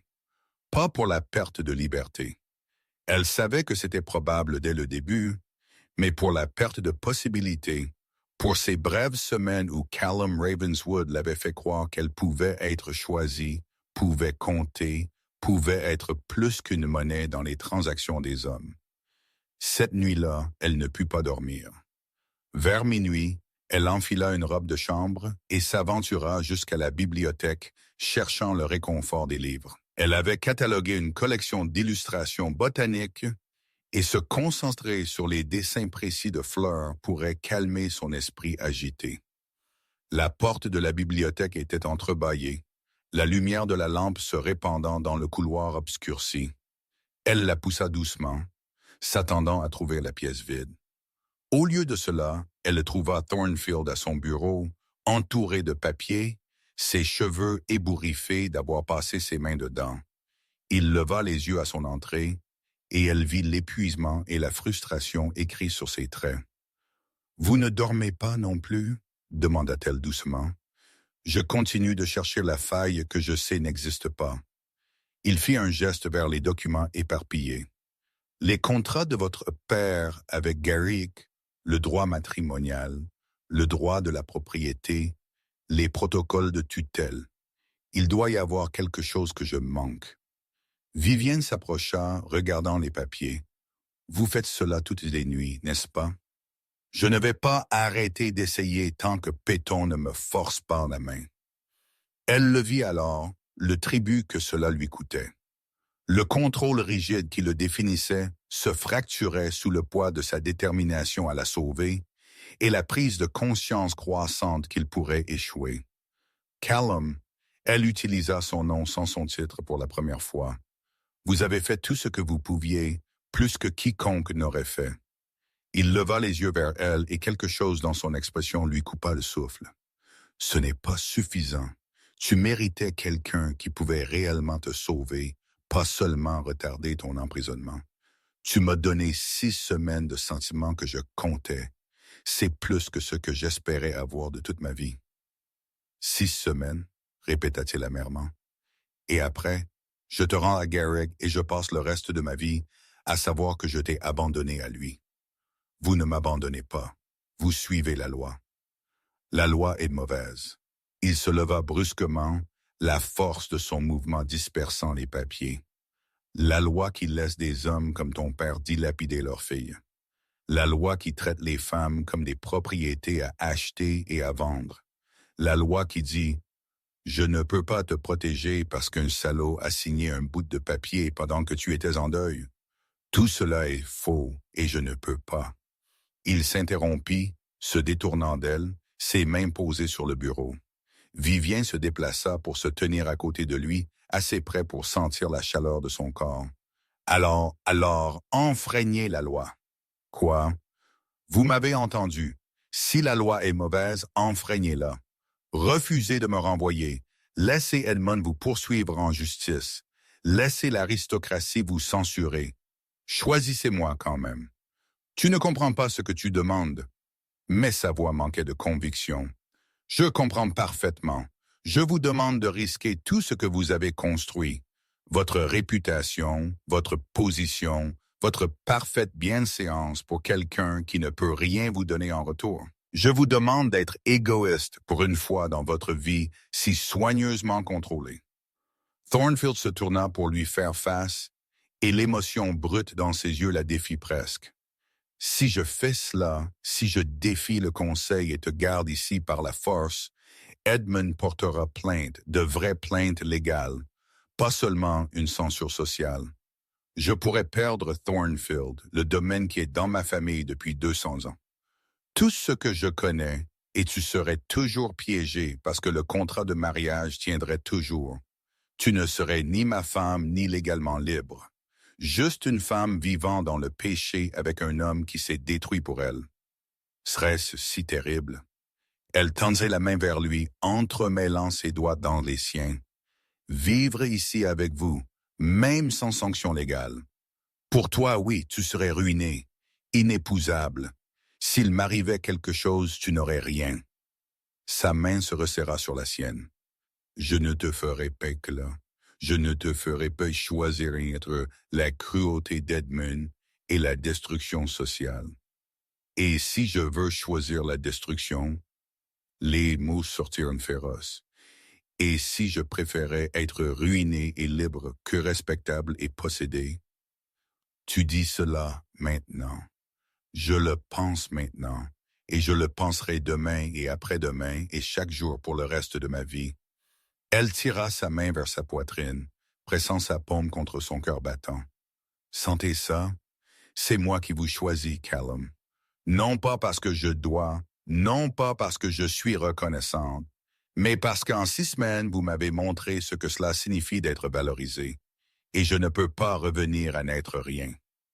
Pendant un instant suspendu, elle pensa l'avoir convaincu, pensa qu'il pourrait réellement la prendre dans ses bras et faire le choix imprudent qui les sauverait tous les deux. Puis il retira doucement sa main et recula. « Je ne peux pas te laisser te sacrifier pour moi. Je ne le ferai pas, même si c'est ce que je veux, surtout alors. » Sa voix était rauque, parce que tu mérites mieux que la vie que ce choix te donnerait. Tu mérites la sécurité, la respectabilité, un avenir qui n'est pas défini par le scandale et la perte. Je mérite de choisir mon propre destin. Pas si ce destin te détruit. Ils se regardèrent à travers 90 centimètres d'espace qui semblait insurmontable. Vivienne réalisa alors que sa bienséance n'était pas seulement une question de règles sociales. C'était ainsi qu'il protégeait les gens. Il préférerait se briser le cœur plutôt que de lui permettre de sacrifier son avenir pour lui. C'était noble et exaspérant à parts égales. « Alors je suppose que nous sommes dans une impasse, dit-elle doucement. Vous ne me laisserez pas choisir la destruction et je ne retournerai pas volontairement auprès d'Edmund. Tu n'auras pas à y retourner volontairement. La décision de Python l'imposera. Seulement si vous vous conformez. Je me conformerai, parce que c'est le seul moyen de te garder en sécurité à long terme. Il se dirigea vers la porte, mettant plus de distance entre eux. Retourne te coucher, Vivienne. Nous avons tous les deux besoin de repos. Callum, s'il vous plaît. Je ne peux pas. Sa voix se brisa. Je ne peux pas continuer à avoir cette conversation. Je ne peux pas continuer à vouloir ce que je ne peux pas avoir. Va-t'en. Elle partit, mais non sans le voir se rasseoir dans sa chaise, la tête entre les mains, l'image d'un homme déchiré par des choix impossibles. Dans sa chambre, Vivien prit sa propre décision. Si Callum n'enfreignait pas la loi, elle le ferait. Si Python tranchait contre eux, elle n'irait pas tranquillement. Elle ferait une scène, forcerait Edmund à la traîner devant des témoins, ferait en sorte que l'aristocratie voie exactement ce que leur précieux contrat permettait. Cela ne changerait peut-être rien, mais au moins elle se battrait. Au moins elle se choisirait, même si personne d'autre ne le ferait. Lord Justice Python rendit sa décision l'après-midi suivant dans le salon formel de Thornfield, avec la duchesse de Marbury comme témoin. Après mûre considération des preuves et des entretiens avec toutes les parties, Python lut de sa déclaration préparée. Je constate que le duc de Thornfield a mené la tutelle de Mademoiselle Vivienne Thorne avec une bienséance appropriée. Cependant, ce seul mot tomba comme une lame de guillotine. Cependant, les preuves suggèrent qu'un attachement émotionnel s'est développé entre le tuteur et la pupille, créant un conflit d'intérêts qui compromet l'objectivité du duc. Bien qu'aucune impropriété explicite ne se soit produite, l'apparence de partialité est suffisante pour justifier l'inquiétude. Par conséquent, je décide que la tutelle doit prendre fin immédiatement. Mademoiselle Thorne retournera à Londres demain, accompagnée de représentants du Conseil des tuteurs, pour reprendre ses fiançailles contractuelles avec Lord Edmund Garrick. Le mariage se déroulera comme prévu initialement. Vivienne sentit la pièce s'incliner. Demain. Pas même 2 jours de plus. Demain. C'est scandaleux, protesta la duchesse. Vous les punissez d'avoir des sentiments humains. J'applique la loi votre grâce. Les sentiments personnels du duc, aussi compréhensibles soient-ils, ne remplacent pas les contrats légaux. Python se tourna vers Thornfield. Vous préparerez les affaires de Mademoiselle Thorne pour le départ. Lord Garrick a été notifié et rencontrera le groupe à Londres. Non. La voix de Vivienne était stable malgré la panique qui lui serrait la gorge. Je refuse. Python la regarda comme si elle était une enfant faisant une crise de colère. Vous n'avez pas cette option, Mademoiselle Thorne. N'est-ce pas? Vous pouvez décider tout ce que vous voulez, mais vous ne pouvez pas me forcer physiquement dans une voiture contre ma volonté. Ce serait un enlèvement. Ce serait l'application d'un contrat légal que votre père a signé. La signature de mon père ne fait pas de moi une propriété. Elle se tint face à Python directement. Je suis un être humain avec une autonomie, et je vous dis maintenant devant témoins, je ne consens pas à ce mariage. Je n'ai jamais consenti. Le contrat a été signé pendant que j'étais en deuil, sous la contrainte, sans mon véritable consentement éclairé. Votre père avait une autorité légale. Mon père est mort. Son autorité a pris fin avec lui. La voix de Vivien gagnait en force. J'ai 27 ans, j'ai toute ma tête et je refuse cet arrangement. Si Edmund Garrick veut poursuivre pour rupture de contrat, qu'il le fasse, mais je ne lui retournerai pas volontairement. Le visage de Python devint rouge. Vous êtes hystérique. Elle est claire. La voix de Thornfield traversa la pièce comme une lame. Et elle a raison. Un contrat signé sous la contrainte est contestable. Si Mademoiselle Thorne refuse publiquement son consentement, la forcer à se conformer devient beaucoup plus compliqué légalement. Vous encouragez sa rébellion, accusa Python. J'observe un fait juridique. Si elle refuse d'y aller, vous devrez porter plainte pour rupture de contrat. Cela signifie un procès public. Preuves présentées. Témoignages entendus. Le sourire de Thornfield était acéré. Êtes-vous certain qu'Edmund Garrick souhaite que ses pratiques commerciales soient examinées en pleine audience? L'expression de Peyton changea, l'incertitude vacillant sur ses traits. Que sous-entendez-vous? J'insinue que j'ai passé 6 semaines à enquêter sur les affaires de Lord Garrick, et j'ai trouvé des divergences fascinantes dans la façon dont il a acquis les dettes du père de Mademoiselle Thorne. Thornfield sortit une liasse de papier de son bureau. Les dettes de jeu que Garrick prétend avoir achetées, elles lui ont été vendues par un courtier qui n'existe pas légalement. Les contrats fonciers qu'il exige. Ils font référence à des limites de propriété qui ont été redessinées il y a 5 ans, rendant les relevés originaux invalides. Vivienne le fixa. Vous avez trouvé une faille. J'ai trouvé des preuves de fraude. Les yeux de Thornfield ne quittèrent jamais le visage de Pemberton. Garrick a construit son contrat sur des documents falsifiés, ce qui signifie que l'arrangement entier est nul. Le silence qui suivit fut électrique. Piton se reprit le premier. C'est une accusation sérieuse, Votre Grâce. Avez-vous des preuves? Assez pour justifier une enquête complète, que je suis prêt à demander publiquement si vous tentez d'appliquer cette décision de tutelle. Vous bluffez. Essayez-moi. La voix de Thornfield était de la glace. Forcez Mademoiselle Thorne à retourner à Londres, et je porterai ces documents à chaque magistrat, chaque journal, chaque lord influent en Angleterre. La réputation de Garrick sera détruite. Et la vôtre, Lord Piton, sera ternie par association pour avoir statué en faveur d'un fraudeur. Vivien regarda Piton calculer les chances, pesant la réputation contre le principe. Elle vit le moment où il décida que l'autopréservation importait plus que l'application. « Cette enquête que vous proposez, dit Piton attentivement, elle nécessiterait du temps, des canaux officiels, une procédure appropriée. En effet, j'estime au moins 6 mois pour examiner minutieusement les preuves, et pendant ce temps, le statut de Mademoiselle Thorne serait inchangé.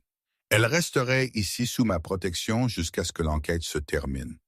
C'est très irrégulier, ainsi que d'appliquer des contrats construits sur la fraude. » La duchesse prit la parole, sa voix portant une autorité aristocratique qui fit tressaillir Peyton.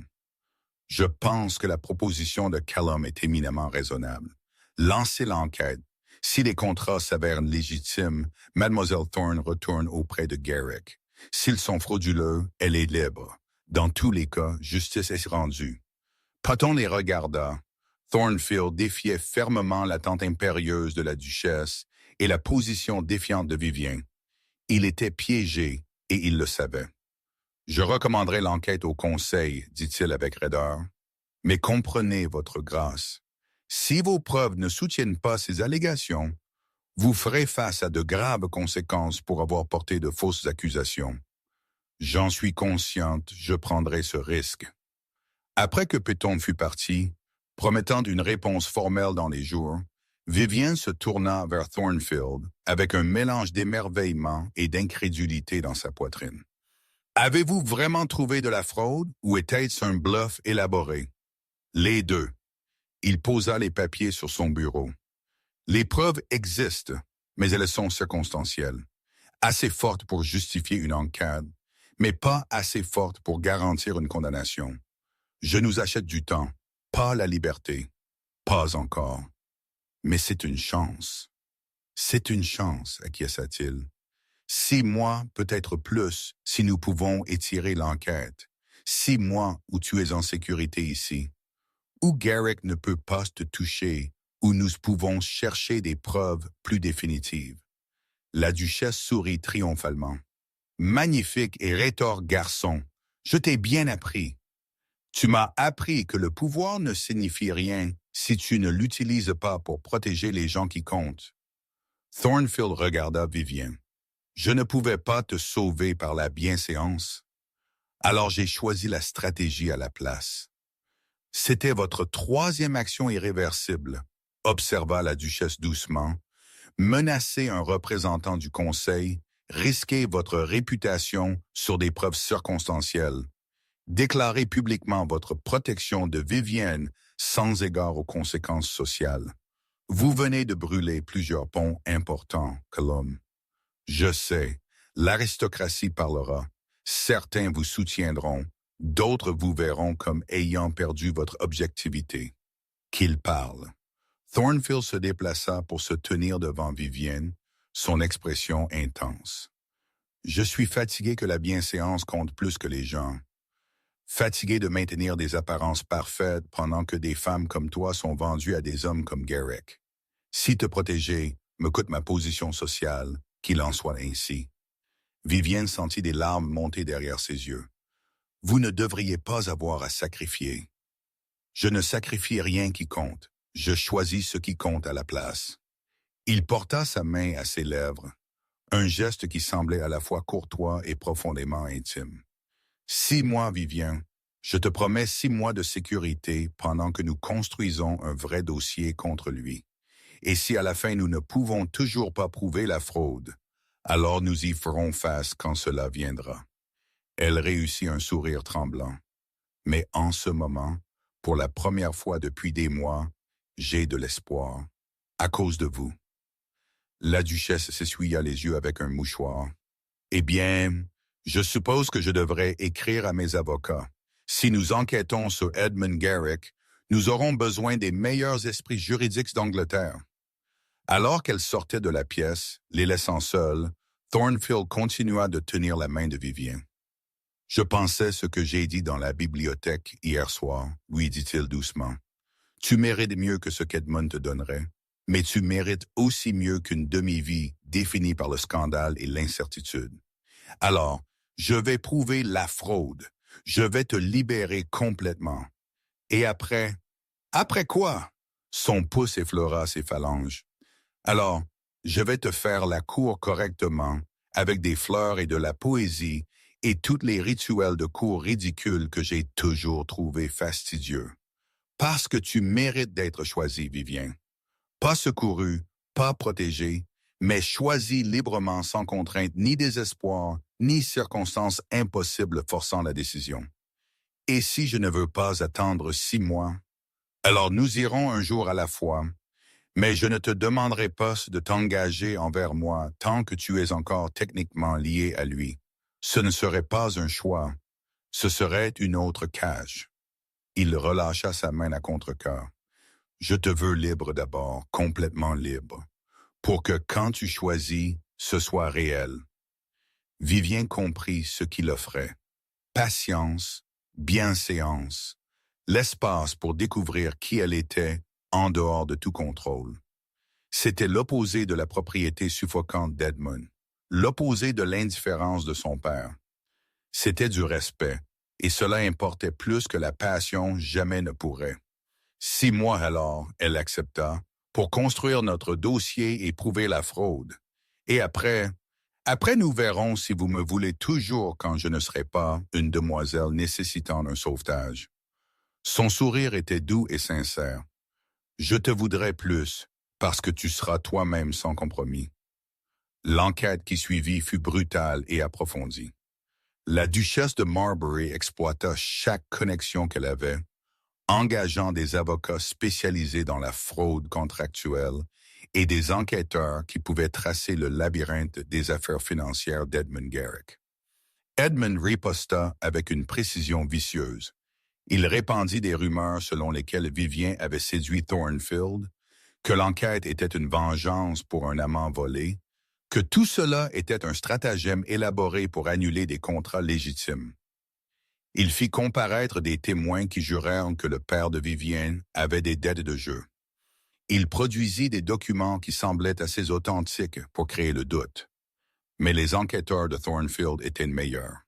Ils trouvèrent le courtier qui avait vendu les dettes à Edmund, un homme qui avoua sous pression qu'il avait été payé pour falsifier des registres. Ils découvrirent que 3 des témoins d'Edmund avaient reçu des paiements suspects peu avant de témoigner.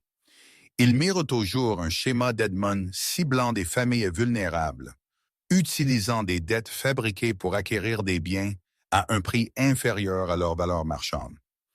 Il fallut 4 mois pour monter le dossier, 4 mois à regarder les preuves s'accumuler comme des pierres dans une fondation, et pendant tout ce temps, Vivien vécut à Thornfield en sécurité et de plus en plus en paix.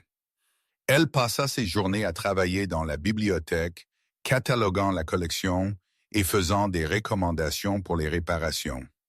Elle rejoignit la duchesse dans le travail caritatif au village, découvrant un talent pour l'organisation de collecte de fonds.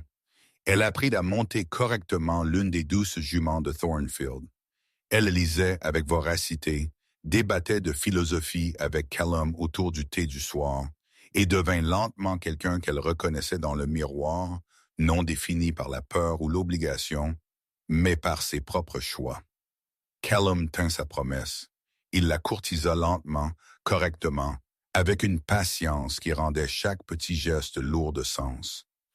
Des fleurs fraîches apparaissaient dans ses chambres chaque matin. Il lui lisait de la poésie dans la bibliothèque, sa voix transformant les vers de Byron en quelque chose d'intime. Il se promenait dans les jardins au crépuscule, parlant de tout et de rien, construisant une fondation d'amitié qui semblait plus solide que la passion seule ne pourrait le fournir. Mais la passion était là aussi, couvant sous leur bienséance prudente, les cosy contacts, les regards soutenus qui duraient trop longtemps, la façon dont son souffle se coupait quand elle riait, la façon dont son cœur s'emballait quand il prononçait son nom. Il tombait amoureux lentement, et cela ressemblait à un retour à la maison. L'affaire contre Edmund fut portée devant les tribunaux au 5e mois, dans une salle d'audience de Londres bondée d'observateurs aristocratiques. Vivien y assista avec Thornfield à ses côtés, la duchesse la flanquant de l'autre côté comme un dragon protecteur. Edmund était confiant au début, ses avocats rejetant les preuves comme circonstancielles. Mais à mesure que témoin après témoin attestaient de ces schémas de fraude, que des documents étaient présentés montrant une corruption systématique, son calme commença à se fissurer. La percée vint d'une source inattendue. Lord Helmsley, le même homme qui avait ri des blagues grossières d'Edmund. Face aux preuves qu'Edmund avait escroqué son propre neveu en utilisant des tactiques similaires, Helmsley devint témoin pour l'accusation. Son témoignage fut accablant, exposant des années de stratagème et de manipulation. À la fin du 2e jour, même les avocats d'Edmund semblaient mal à l'aise. La décision du magistrat vint le 3e jour, rapide et univoque. Le contrat de mariage entre Edmund Garrick et Vivien Thorne fut déclaré nul en raison de fraude dans ses documents fondateurs. Edmund fut ordonné de restituer tous les biens obtenus sous de faux prétextes, banni de toute nouvelle transaction commerciale en Angleterre, et placé sous enquête pour de multiples chefs de fraude qui pourraient mener à des accusations criminelles. Vivien regarda le visage d'Edmund se vider de sa couleur à la lecture de la décision. Un instant, elle pensa qu'il pourrait accepter la défaite. Au lieu de cela, il se précipita à travers la salle d'audience vers elle. « Ingrate, après tout ce que j'ai investi, » Thornfield l'interrompit avant qu'il n'ait fait 3 pas, le repoussant avec une violence contrôlée. « Touche-la et ce sera la dernière chose que tu feras. » Des gardes entourèrent Edmund, le maîtrisant alors qu'il continuait à crier des accusations et des menaces. Le magistrat ordonna son renvoi, le déclarant outrage au tribunal. Alors qu'il était traîné dehors, toujours en rage, Vivien sentit quelque chose en elle enfin se libérer. Elle était libre, vraiment, légalement, complètement libre. Dans le couloir à l'extérieur de la salle d'audience, entouré de vœux et d'observateurs curieux, Thornfield lui prit la main. « Comment vous sentez-vous » demanda-t-il doucement. « Comme si je pouvais respirer pour la première fois depuis 1 an. »« Bien. » Il serra doucement ses doigts. « Parce qu'il y a quelque chose que je dois te demander maintenant que tu n'es plus lié à personne. »« Callum, laisse-moi finir. » Il l'éloigna légèrement de la foule, trouvant un coin tranquille. « J'ai promis de te faire la cour correctement une fois que tu serais libre. J'ai attendu des mois ce moment et je suis terrifié. Terrifié? Que tu diras non. Que sans la proximité forcée par les circonstances, tu réaliseras que tu ne me veux pas, que tu choisiras d'explorer le monde selon tes propres termes, sans être lié à personne. Il prit ses deux mains maintenant, et si c'est ce que tu choisis, je le respecterai. Mais j'ai besoin que tu saches que je t'aime, Vivienne. Non pas parce que je t'ai protégée, non pas parce que nous avons combattu Edmund ensemble, mais parce que tu es brillante et courageuse et merveilleusement têtue, parce que tu me fais rire, parce que tu me défies d'être meilleur que ma bienséance rigide ne le permet, parce que tu es toi. Vivien sentit des larmes couler sur son visage, mais pour une fois, c'étaient des larmes de joie. Vous m'aimez désespérément, complètement, irrévocablement. Alors vous avez de la chance. Elle se leva sur la pointe des pieds, rapprochant son visage du sien. Parce que je vous aime aussi, et je vous choisis. Non pas parce que j'ai besoin d'être secouru, non pas parce que vous êtes commode, mais parce que vous m'avez vu quand j'étais invisible aux yeux de tous les autres. Vous m'avez donné l'espace pour devenir moi-même. Et la femme que je suis devenue vous veut dans sa vie aujourd'hui et chaque jour après. Êtes-vous certaine? Vous pourriez avoir n'importe qui maintenant. Je ne veux personne, je vous veux. L'homme qui a jeté la bienséance pour me sauver, l'homme qui lit de la poésie et débat de philosophie et a ce petit pli entre les sourcils quand il est inquiet. Je vous veux, Callum. Choisissez-moi en retour. Son sourire était radieux, transformant son visage habituellement sérieux en quelque chose de joyeux. Je te choisis chaque jour de toutes les manières possibles. Vivienne Thorne, m'épouseras-tu? Non pas à cause de contrats ou d'obligations, mais parce que nous voulons construire une vie ensemble? Oui, oui, absolument, oui. Il l'embrassa alors dans le couloir du palais de justice de Londres, devant des témoins et des aristocrates, et quiconque se souciait de regarder. C'était complètement impropre et absolument parfait, et quand ils se séparèrent finalement, la duchesse s'essuyait les yeux, et plusieurs lords âgés applaudissaient. « Eh bien, dit la duchesse chaleureusement, il était temps que vous deux arrêtiez d'être si fastidieusement convenables. » Le mariage eut lieu 3 mois plus tard à Thornfield, avec la moitié de l'aristocratie présente. Vivienne portait les perles de sa mère et une robe de la couleur du ciel matinal. La duchesse servit de matrone d'honneur, pleurant pendant toute la cérémonie malgré ses tentatives de calme. Alors que Callum glissait la bague à son doigt, Vivienne regarda les invités assemblés et réalisa le chemin parcouru. De la femme se cachant dans un dressing, essayant d'échapper à son destin, à ceci, se tenant librement aux côtés d'un homme qui l'aimait, choisissant son avenir avec des yeux clairs et un cœur ouvert. « Je t'aime, murmura-t-elle alors qu'ils étaient prononcés mari et femme. « Je t'aime, murmura-t-il en retour. Et je te choisis aujourd'hui et toujours. » Ils s'embrassèrent sous des applaudissements retentissants, et Vivienne se sentit complète pour la première fois de sa vie. Elle n'était plus la femme qui se cachait. Elle était la femme qui était choisie et qui se choisissait elle-même. Épilogue. 3 mois après le mariage, Vivienne se tenait dans ce qui avait été le salon du matin de la veuve, et il était maintenant son bureau personnel.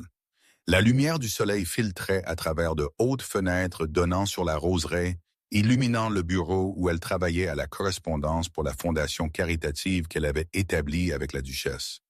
La fondation aidait les femmes à échapper au contrat de mariage coercitif, fournissant un soutien juridique et une assistance financière. Elle était financée en partie par les dommages qu'Edmund avait été ordonné de payer avant de fuir l'Angleterre pour éviter des poursuites pénales. Vivienne tirait une fière satisfaction d'utiliser son argent pour réparer le mal que des hommes comme lui causaient. Callum apparut dans l'embrasure de la porte, desserrant sa cravate après une longue journée à gérer les affaires du domaine. « Madame Winters dit que vous travaillez depuis l'aube. Devrais-je être jaloux de ces lettres? » « Féroce jaloux. C'est une correspondance très exigeante. » Elle posa sa plume et se blottit dans son étreinte. « Comment s'est passée votre journée? » « Productive. Les nouveaux locataires s'installaient bien et j'ai reçu des nouvelles que le Parlement envisage cette réforme de la loi sur le mariage dont nous avons discuté, celle exigeant le consentement personnel d'une femme pour les contrats, pas seulement l'approbation de son père à cause de notre cas, parce que vous avez refusé de vous taire sur ce qui vous est arrivé. Votre témoignage pendant le procès d'Edmond a fait changer les mentalités, Vivienne. Des femmes écrivent au Parlement, partageant leurs propres histoires. Vous avez commencé quelque chose d'important. Elle posa sa tête contre sa poitrine, écoutant son rythme cardiaque régulier. Nous l'avons commencé. C'est vous qui avez combattu le système pour me sauver. J'ai juste fourni la stratégie légale. Vous avez fourni le courage. Il pressa un baiser sur ses cheveux. Viens, le dîner peut attendre. Je veux te montrer quelque chose. Il la guida à travers la maison et jusqu'au jardin où le crépuscule peignait le ciel de nuances de violet et d'or. Près de la roseraie, un nouveau banc en pierre avait été installé, simple et élégant. Lis l'inscription, dit Callum doucement. Vivienne s'agenouilla pour voir les mots gravés dans la pierre. Pour celles qui se sont cachées et celles qui ont choisi d'être vues. Des larmes lui piquèrent les yeux. Callum, je voulais quelque chose de permanent, un rappel que se cacher n'est pas une faiblesse. C'est de la survie. Mais choisir d'être vu, se choisir soi-même, c'est du courage. Il la tira sur ses pieds et l'enlaça. Tu m'as appris cela. La femme qui s'est cachée dans un dressing et m'a trouvé là. La femme qui a refusé de disparaître en silence. La femme qui s'est choisie quand personne d'autre ne le ferait. Tu m'as choisi aussi. La meilleure décision que j'ai jamais prise. Il l'embrassa lentement, profondément, comme il le faisait maintenant qu'ils avaient tout le temps du monde et personne à qui se cacher. Que veux-tu faire demain? Vivienne sourit contre ses lèvres. N'importe quoi, parce que maintenant je peux choisir. Alors choisis-moi chaque jour. Je te choisis aujourd'hui, demain, toujours. Ils se tinrent ensemble dans la lumière déclinante. Deux personnes qui s'étaient trouvées dans l'obscurité et avaient construit quelque chose de lumineux sur les ruines de ce qui avait essayé de les détruire. Elle n'était plus la femme qui se cachait. Elle était la femme qui était choisie et qui se choisissait elle-même. Et cela fit toute la différence. Si cette histoire vous a trouvé à un moment où vous aviez besoin de vous sentir vu, valorisé et choisi, je suis si heureux que vous soyez resté jusqu'à la fin. Votre présence ici signifie tout. Ces histoires existent grâce à vous, et je suis honoré que vous ayez passé ce temps avec Vivien et Callum. Si cela a résonné avec vous, je vous serais si reconnaissant si vous aimiez. Commentez avec vos pensées ou partagez cela avec quelqu'un qui pourrait avoir besoin de ce message. Et si vous êtes prêt pour un autre voyage, abonnez-vous et activez les notifications.